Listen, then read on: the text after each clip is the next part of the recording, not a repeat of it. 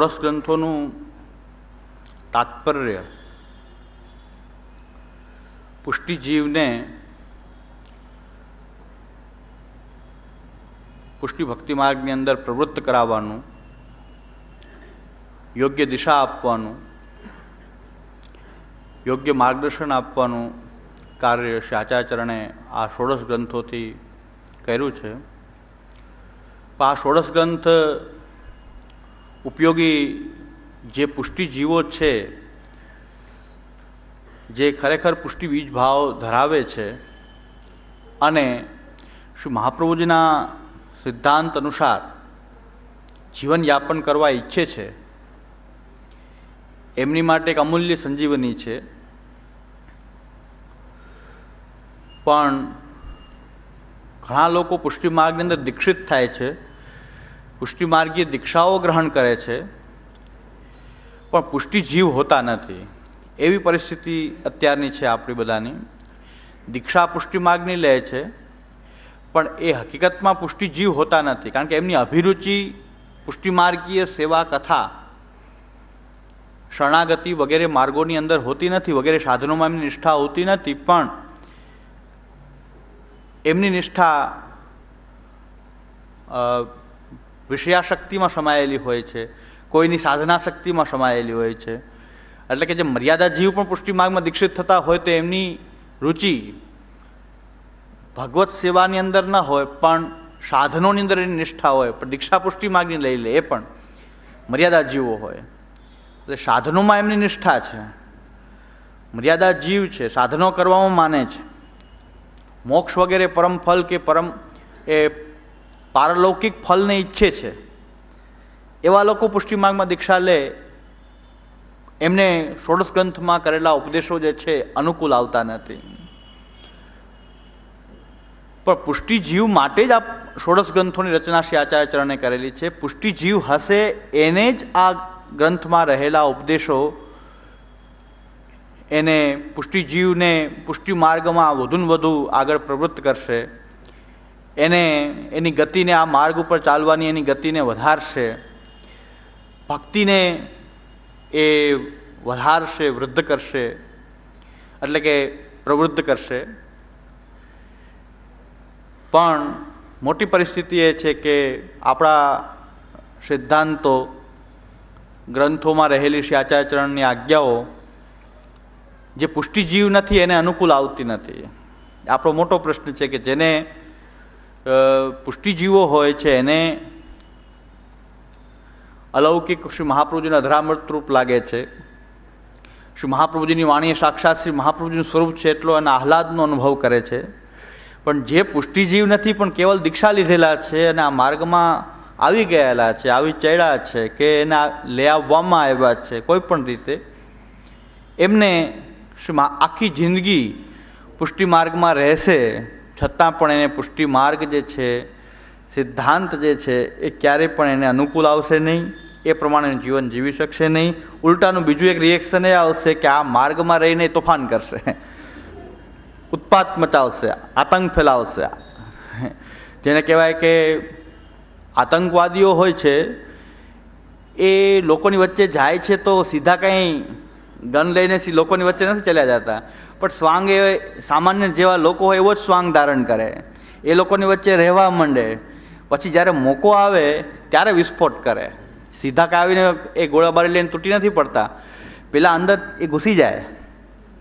આતંકવાદીઓ જે અત્યારે હોય છે, ટેરરિસ્ટ હોય છે બધા, એ પહેલાં એ સમાજની અંદર ઘૂસી જાય, ત્યાં પોતાનો પગ પેસારો કરી લે, બધી એની જેને કહેવાય રેકી કરી લે કે અહીં શું શું એ ચાલે છે, શું થાય છે, ક્યાંથી કેવી રીતે ભાગી શકાય, ક્યાં શું કરી શકાય, એ અંદર જયા વગર ખબર ન પડે.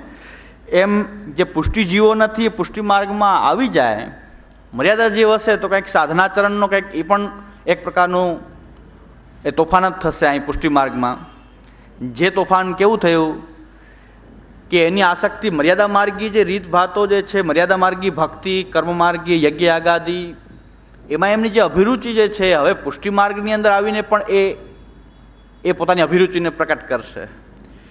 તો શું થશે કે મર્યાદા માર્ગમાં એ રાંદલ માતાજીના લોટા તેડવામાં આવે તો અહીં લોટીજીને પધરાવીને લોટી ઉત્સવ કરશે, 1008 લોટીને 108 લોટીજી, એ લોટી ઉત્સવ એ પુષ્ટિ માર્ગમાં પછી એને એવું જ કંઈક જોઈએ જે મર્યાદા માર્ગમાં છે એવું જોઈએ, પણ પુષ્ટિ માર્ગમાં તો એ દેવી દેવતાઓની ઉપાસના નહીં થાય, તો એ કરશે કે યમુનાજી તો છે, જ્યાં દેવીની જરૂર પડશે ત્યાં યમુનાજીને આગળ કરશે.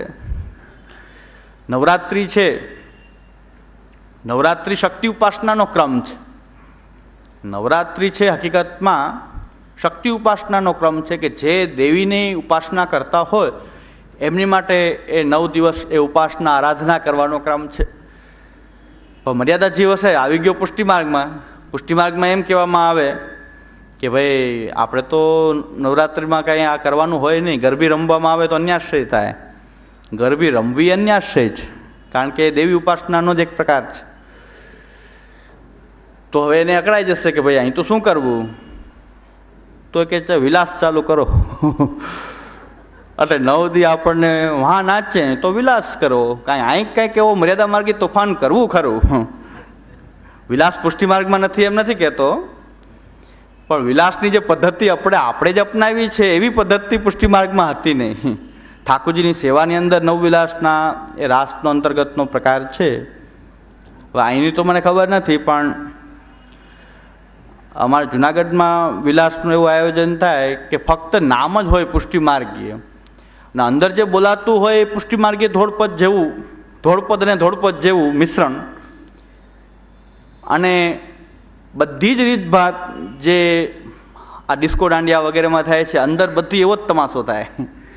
પ્રિન્સ ને પ્રિન્સેસ બને અને એને પુષ્ટિ માર્ગીય નામ આપવામાં આવે. પણ હવે જે પ્રવાહી જીવો છે એ પુષ્ટિ માર્ગમાં આવશે, તમે એને જોયા વગર દીક્ષા આપશો તો એ લોકો પુષ્ટિ માર્ગમાં પ્રવેશીને આવું કંઈક તોફાન પુષ્ટિ માર્ગની સાધનાની અંદર પણ કરશે. કારણ કે પુષ્ટિ માર્ગી સાધના એને કહો કે ઠાકોરજીની સેવા કરો, ઘરે રહીને ઠાકોરજીની સેવા કર, કથા કર, શ્રી કૃષ્ણ શરણમ બોલ, અષ્ટાક્ષર જપ કર, એ અનુકૂળ કંઈ આવતું ના તે. તો આ એક મોટો પ્રશ્ન આપણે ગયા વખતે જે ગ્રંથ લીધો પુષ્ટિ પ્રવાહ મર્યાદા ભેદ, ડિસ્કો દાંડિયા કરવા છે, નાચવું છે, કૂદવું છે, તમને એ રીતભાત ગમે છે, પુષ્ટિ માર્ગમાં રહ્યા વગર તમે આ બધું કરી શકો છો, એમાં કોઈ બંધન નથી. કોઈ પૂછતું નથી કે બ્રહ્મ સંબંધ હોય તો જ નાચી કૂદી શકાય, કોઈ એમ બંધન નથી. આપણે ઊંધું કરી રહ્યા છીએ. મહાપ્રભુજી આપણને સ્પષ્ટ સમજાવી રહ્યા છે. બાલબોધ નામનો ગ્રંથ કરીને શ્રી મહાપ્રભુજીએ સમજાવ્યું છે કે પુષ્ટિ માર્ગ સિવાય પણ બીજા કંઈક મોક્ષને સાધનારા ઉપાયો શાસ્ત્રમાં બતાવેલા છે, એને હું સ્વીકારું છું. કેવલ પુષ્ટિ માર્ગ જ ઉદ્ધાર કરી શકશે એવું શું મહાપ્રભુજી ક્યાંય પણ આજ્ઞા કરતા નથી કે પુષ્ટિ માર્ગ ઉદ્ધાર કરી શકે, એના સિવાય બીજા કોઈ ઉદ્ધારના રસ્તા નથી. મર્યાદા માર્ગી રીતે જેને મોક્ષ કામના છે એને શ્રી આચાર્યચરણે મોક્ષ પ્રતિપાદક શાસ્ત્રોનો શું સિદ્ધાંત છે બાલબોધમાં આપણે પહેલાં જ સમજાવી દીધો છે કે આ જાણી લો, અહીં સુધીની કામના હોય તો તમે પુષ્ટિ માર્ગમાં ના આવો, મોક્ષ સુધીની કામના છે તો તમે પુષ્ટિ માર્ગમાં ના આવો, પણ આવા કોઈ પણ માર્ગને તમે ગ્રહણ કરી અને મુક્તિ માટેનું સાધન તમે એ માર્ગમાં રહી અને કરી શકો છો. પુષ્ટિ માર્ગ એની માટે નથી. એટલે કે મર્યાદા માર્ગી હશે એને પણ પુષ્ટિ માર્ગની રીતભાત અનુકૂળ નહીં આવે. પછી પ્રવાહીનું તો શું કહેવું, મર્યાદા જીવ તો મોક્ષની કામનાવાળા હોય છે, મોક્ષની ઈચ્છા રાખવાવાળા હોય છે, પણ પ્રવાહી જીવો તો કેવલ પ્રવાહને જ માણનારા હોય છે, વિષયોને જ માણનારા હોય છે, એ પણ પુષ્ટિ માર્ગમાં આવી જાય. એ વધારે તોફાની, ઓલા કરતાં પણ વધારે, ઓલું કંઈક સાધનાની અંદર કંઈક ફેરફાર કરીને તોફાન કરશે, લોટી ઉત્સવ કરી લેશે, ચુંદડી મનોરથ કરી નાખશે. ચુંદડી મનોરથ પુષ્ટિ માર્ગની અંદર ક્યાંય સાંભળ્યું નથી, કોઈ ગ્રંથમાં નથી, કોઈ સેવા પ્રકારમાં નથી, કોઈ ભાવનાકારોએ વર્ણન કરેલું નથી, છતાં પુષ્ટિ માર્ગમાં ચુંદડી મનોરથ થાય છે. ચુંદડી જેમ માતાજી, અંબા માતાજી વગેરે ચુંદડી ચડાવવામાં આવે, હવે આપણે આમ ફક્ત એટલો જ ફેર, જ્યાં માતાજીની જરૂર પડે ત્યાં શ્રી યમુનાજી, જ્યાં દેવતાની કંઈક જરૂર પડે તો ગિરિરાજજી, તો પછી ગિરિરાજજીને પકડ્યા છે. ગિરિરાજજીનો કંઈક પિતાંબરી મનોરથ થાય છે. હવે મથુરાવાળાને એમ થયું કે આટલી આવક જો ચુંદડી મનોરથ થાય અને આટલી સાડીની આવક થઈ જતી હોય તો જતીપુરાવાળા કે અમે કેમ પાછળ રહીએ, આપણી પાસે ગિરિરાજજી છે ને. તો ગિરિરાજજીની ફરતે પિતાંબરી મનોરથ, એ પિતાંબરી મનોરથ થવા માંડ્યો. હવે નવું શરૂ થયું પિતાંબરી મનોરથ. પિતાંબરી મનોરથ એટલે કે જે મોલામાં સાડીની લાઈન કરવામાં આવે, અહીં ધોતીની કે મુકટાની લાઈન કરવામાં, ફરતા ગિરિરાજજીને આ રીતે ધરાવવામાં આવે, એટલી ધોતીઓ લાવવામાં આવે. પુષ્ટિ માર્ગ સાથે આનો કોઈ નાવા નીચોવાનો સંબંધ નથી.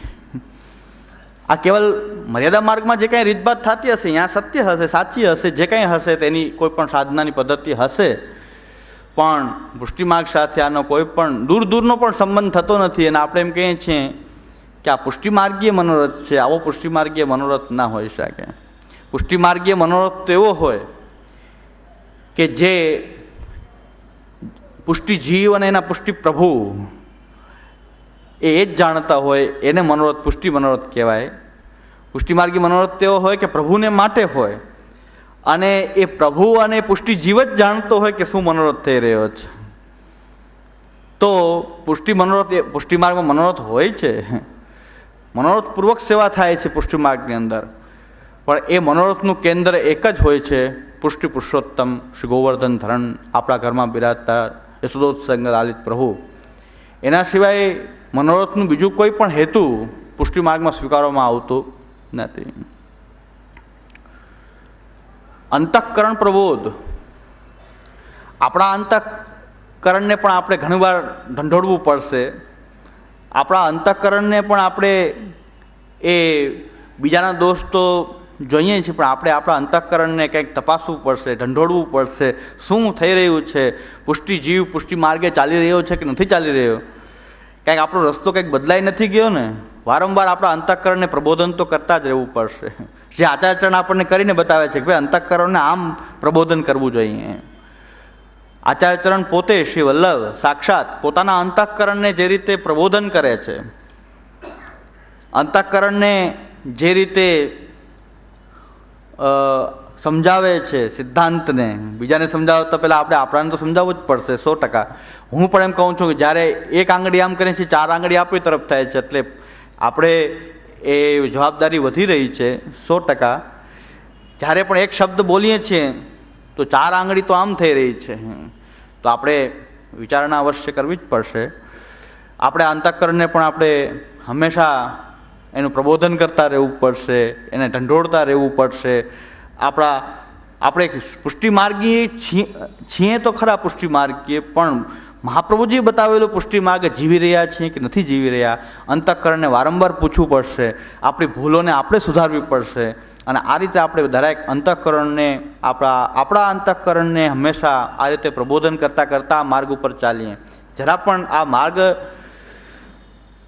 માર્ગ જે છે, પુષ્ટિ માર્ગના પહેલા સેવક એ દામોદરદાસ હસાણીજીએ શ્રી ગુસાઈજીને સિદ્ધાંત કીધો કે ये मार्ग हांसी खेल को नहीं.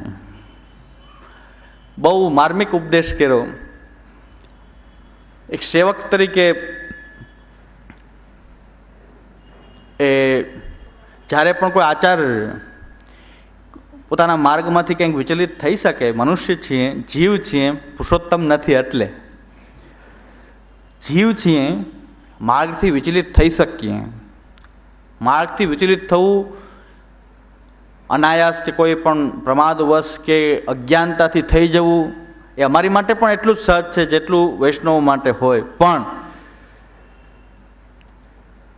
ક્યારેય પણ પોતાની ભૂલોનો સ્વીકાર ન કરવો, એને સુધારવી નહીં, એ અમારી માટે પણ ખતરનાક છે, હાનિકારક છે જેટલું વૈષ્ણવ માટે. શ્રી મહાપ્રભુજીની વાણીનો સંબંધ થવો જરૂરી છે પુષ્ટિ જીવને. એ જ્યાં સુધી નહીં થવા દેવામાં આવે ત્યાં સુધી પુષ્ટિ જીવ જે છે શંકા, કુશંકા, વહેમ, સંશય, ભાવલા, વેળા, અનેક પ્રકારના એ પુષ્ટિ માર્ગના નામે આભાસી તત્વો આ માર્ગમાં જે ઘૂસી ગયા છે એમાં તણાતા રહેશે. એને યોગ્ય દિશા નહીં મળે. પુષ્ટિ જીવન જીવવું છે, અંદર એની કામના છે કે મારે પુષ્ટિ માર્ગે જીવન જીવવું છે, એને નિષ્ઠા પણ હશે, પણ મહાપ્રભુજીની વાણીનો જ્યાં સુધી એને સંબંધ નહીં થાય, મહાપ્રભુજીની વાણીનું જાણે અધ્યયન નહીં થાય, એ વાણીને જોશે નહીં, ત્યાં સુધી એ નિઃશંક આ માર્ગની અંદર પ્રવૃત્તિ નહીં કરી શકે. તો આ સમયની અંદર આપણો પણ પ્રયાસ એ જ રહ્યો છે. કોઈ દિવસ ટીકા નિંદા કરવા માટે કોઈ વસ્તુ કહેવામાં આવતી નથી, પણ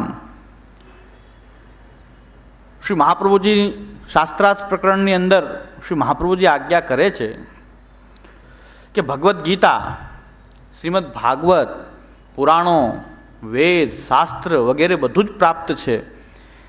વેદાંતનો નિર્ણય વ્યાસજી દ્વારા થયેલો છે. ઉત્તર મીમાંસાનો, પૂર્વ મીમાંસાનો જૈમિની ઋષિ દ્વારા થયેલો છે. બધું જ થયેલું છે. તો મારે આ શાસ્ત્રાર્થ પ્રકરણ રચવાની જરૂર શું? ત્યાં એમ કહે છે, ઘણા એક મત અહીં મને એમ પણ કહેવામાં આવ્યું, એ વાત પણ થઈ હતી કે બધું ભગવદ ઈચ્છાથી જ થતું હશે, તો પછી આપણે શા માટે કોઈની નિંદા ટીકા કંઈક કરવી? બધું ભગવદ ઈચ્છાથી જ થાય છે. ભગવદ ઈચ્છાથી જ થાય છે. મેં કીધું આખી સૃષ્ટિ જ ભગવદ ઈચ્છાથી થાય છે.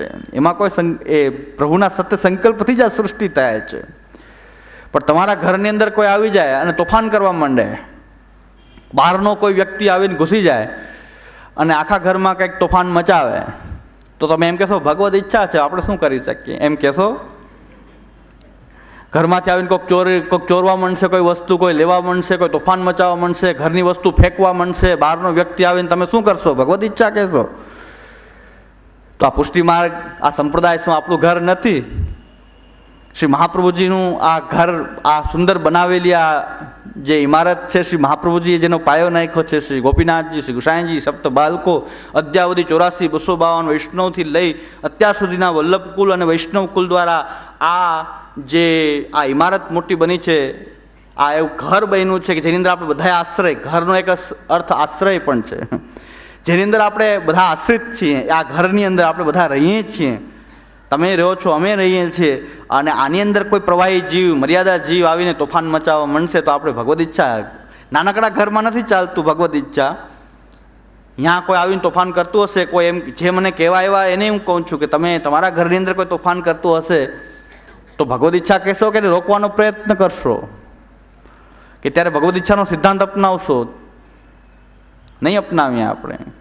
પણ પુષ્ટિ માર્ગની અંદર જ્યારે બહારી વ્યક્તિઓ, પુષ્ટિમાર્ગી નથી એવા, પુષ્ટિજીવો નથી એવા પુષ્ટિ માર્ગમાં આવ્યા છે, એ લોકો મહાપ્રભુજીએ બનાવેલો, જેનો મહાપ્રભુજીએ પાયો નાખ્યો છે, ગોપીનાથજી, ગુસાઈજી, સપ્ત બાલકો વગેરે, જેમણે આખો પરિશ્રમ કરીને આની રક્ષા કરી છે, વિકાસ કર્યો છે, એનું સંરક્ષણ કર્યું છે.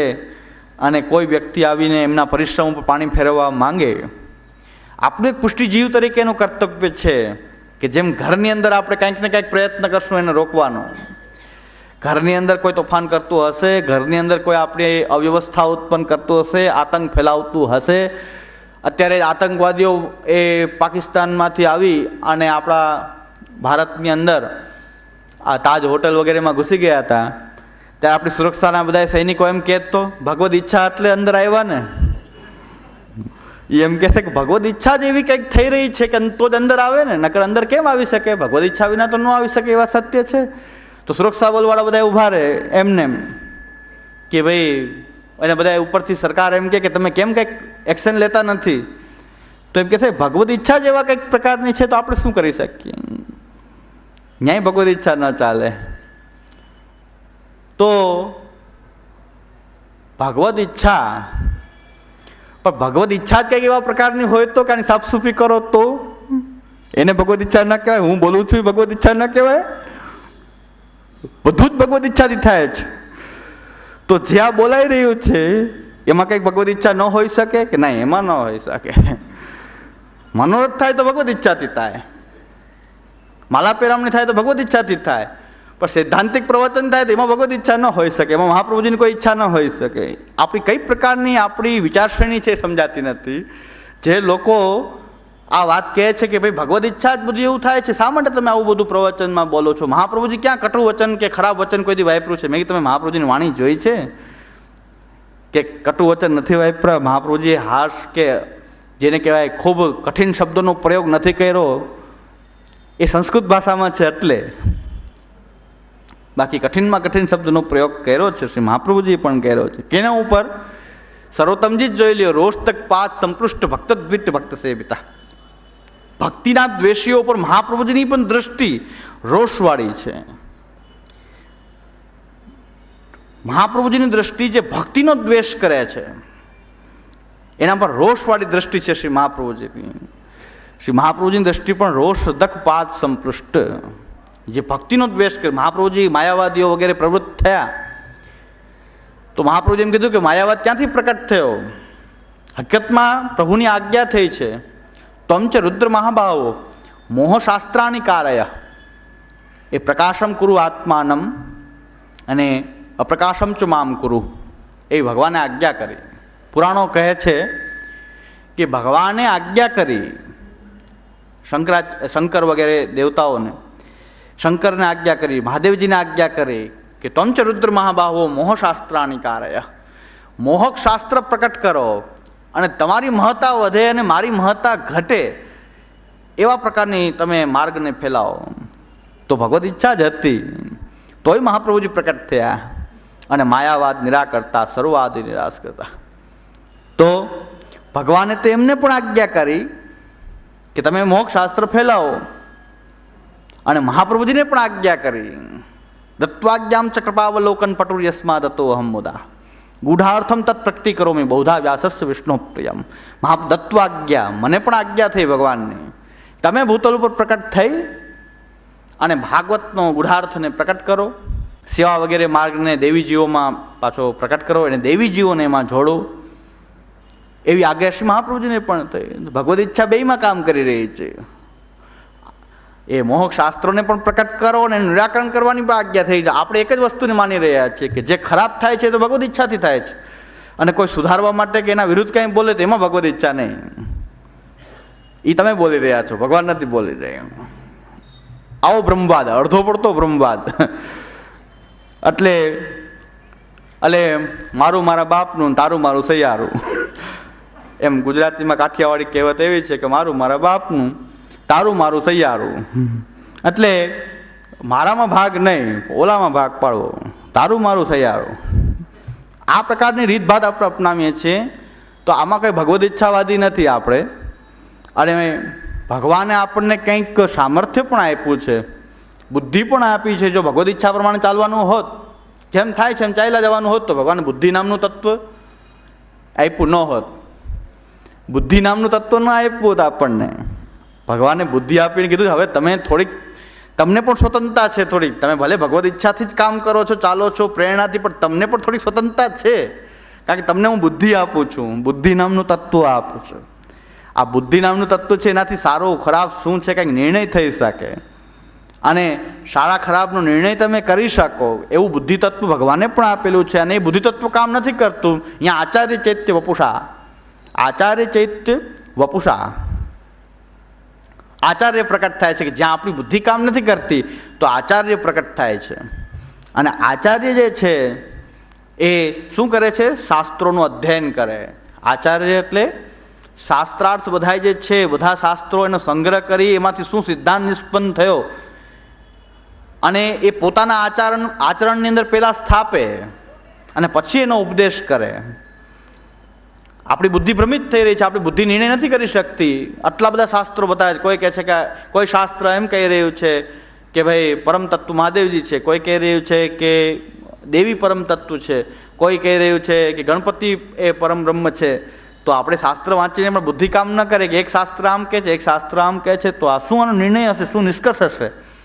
તો આચાર્ય પ્રકટ થઈ અને શાસ્ત્રાર્થ જે છે, બધા શાસ્ત્રોનો એક નિચોડ, એ જેને કહેવાય કે નવનીત, છાસ વલોવીને જે નવનીત નીકળે, એમ શ્રી મહાપ્રભુજી પણ આજ્ઞા કરે છે કે બધા શાસ્ત્રોનો મેં ખૂબ અધ્યયન કર્યો, વારંવાર એનો વિચાર કર્યો, વિચારે છે પુનઃ પુનઃ, મેં ખૂબ વિચાર કર્યો, આટલો પરિશ્રમ કર્યો. ભગવદ ઈચ્છા આવી છે ને ચાલે છે એમ ચાલવા દઉં તો મારે કંઈ આ બધું માર્ગ પ્રકટ કરવાની જરૂર નથી. ભગવદ ઈચ્છા હશે પુષ્ટિ માર્ગમાં આવે તો માર્ગ પ્રકટ ન થાય, સિદ્ધાંત પ્રકટ ન, આચાર્યચરણ પોતે પરિશ્રમ ન કરે, આ બધા પ્રશ્નો વિચારણી થાય છે. અને જે સિદ્ધાંત આચાર્ય મૂકે પહેલાં એના આચરણમાં સ્થાપે, પછી એનો ઉપદેશ કરે. પરોપદેશે પાંડિત્ય એવું નથી હોતું. બીજાને ઉપદેશ દેવા માટે આચાર્યનું પાંડિત્ય નથી હોતું, પણ પોતાના આચરણની અંદર એને સ્થાપે અને પછી એનો ઉપદેશ કરે અને બીજાને પણ એ માર્ગે ચાલવાની પ્રેરણા આપે. એ આપણો શાસ્ત્રનો વિચાર પણ આપણે નથી કરવાના. શાસ્ત્રોનો વિચાર કરશું તો આપણે નિર્ણય પર નથી પહોંચવાના. તો આચાર્યો ભૂતલ ઉપર પ્રકટ થાય છે, પ્રભુ જ એમને ભૂતલ ઉપર મોકલી રહ્યા છે. અહીં આચાર્યચરણ તો પોતે ઉલ્લેખ કરી રહ્યા છે કે મને ભગવાનની આજ્ઞા થઈ.